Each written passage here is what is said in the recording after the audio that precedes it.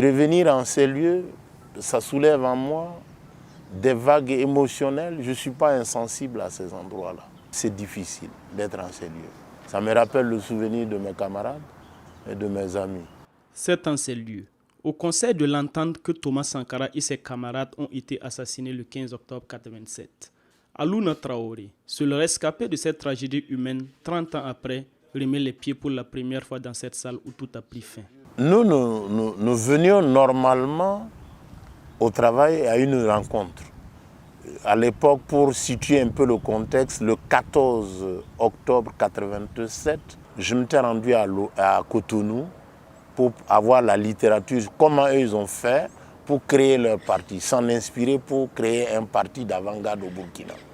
Donc le mercredi, moi j'ai voyagé et le jeudi, nous avions réunion en ces lieux-là au conseil autour de 16 heures.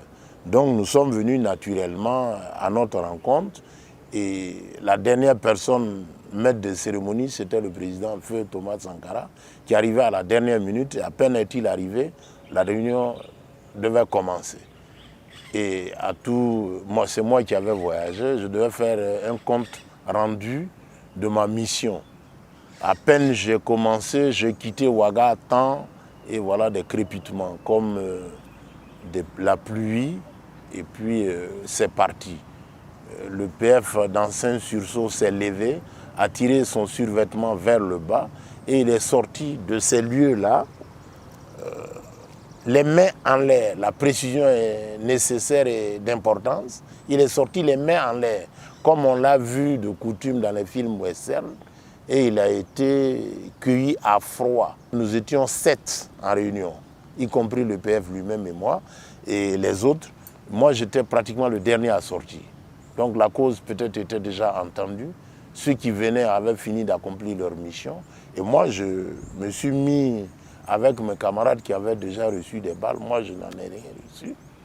Et quelque temps après, un des assaillants, ceux qui nous ont tiré dessus, a appelé un autre du groupe, dit il y a un dans le groupe là qui n'a pas été touché, il faut le conduire de l'autre côté.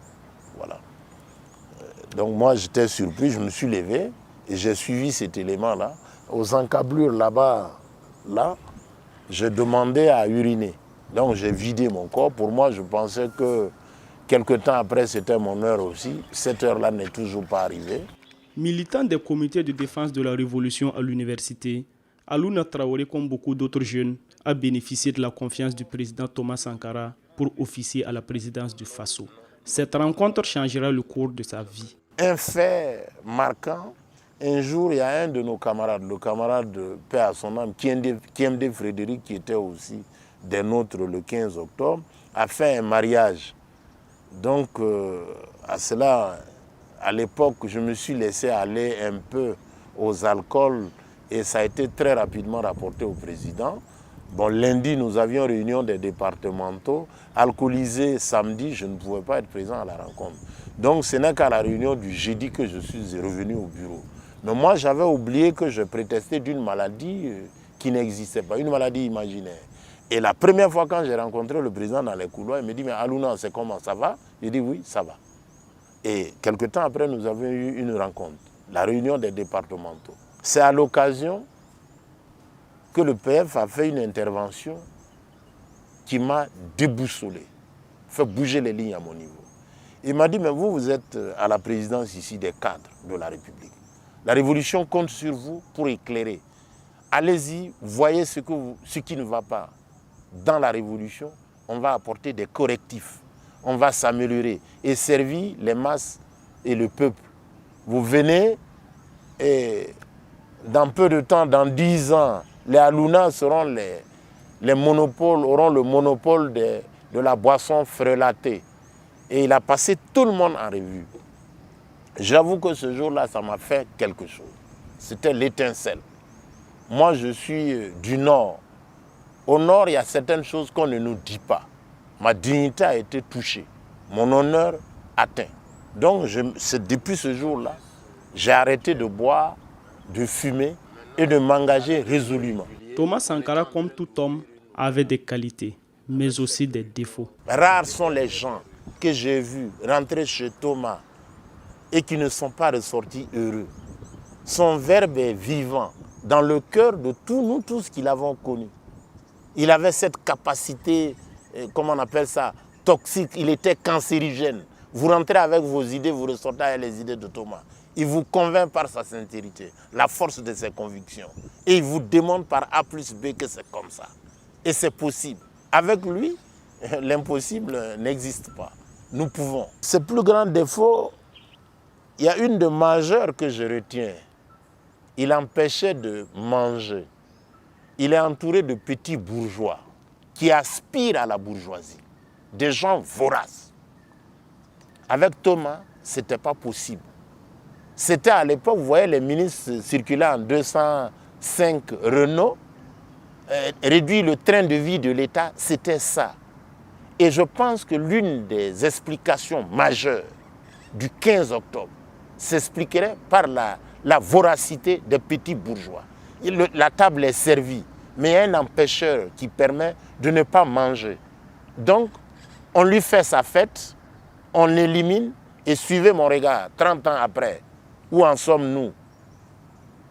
Tous ceux qui ont fait la révolution et qui, après, ont participé de façon consciente ou inconsciente au 15 octobre, sont devenus, pour le bas mot, des argentiers. Matériellement, ils sont satisfaits. À la question de savoir si une révolution est encore possible au Burkina, Alouna Traoré est catégorique.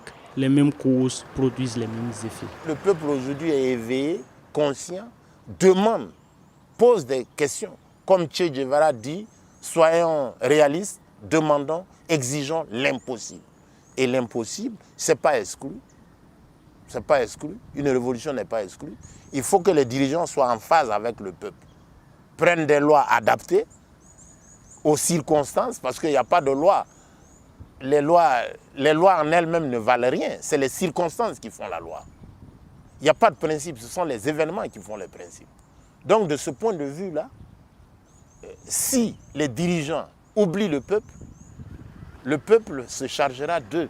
La révolution burkinabé a duré 4 ans, mais elle a laissé derrière elle un héritage hors du commun. Dans le souci de pérenniser les acquis du Conseil national de la Révolution, un comité international pour la construction d'un mémorial Thomas Sankara a été mis en place. Alouna Traoré appelle tous ceux et celles qui ont connu la Révolution et Sankara à témoigner pour la postérité. Comme on dit, le soleil n'apparaît pas à tout le monde de la même manière.